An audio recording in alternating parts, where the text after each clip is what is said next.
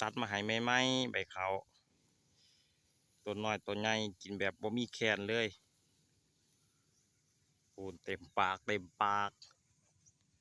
แต่ละตัวหญ้ากับปงมาทันยาวเพื่องกับมดวิธีเดียวคือตัดใบเขามาให้มันกิน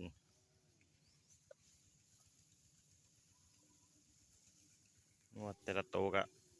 จอยบ่มีตัวอ้วน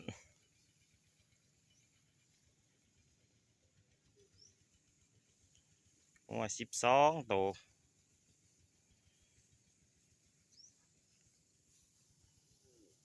ยามเศร้าๆ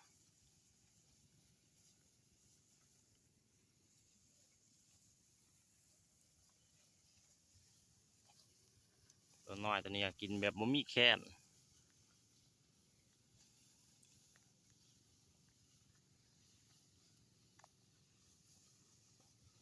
บรรยากาศยามเศร้าๆ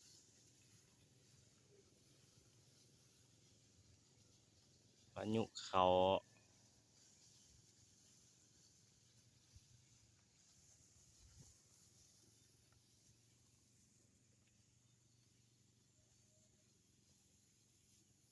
กินที่ว่ากินหมดเลยแบบบ่เหลือหยังงัวหิวแต่ละมื้อให้กินคู่มื้อเช้าแลง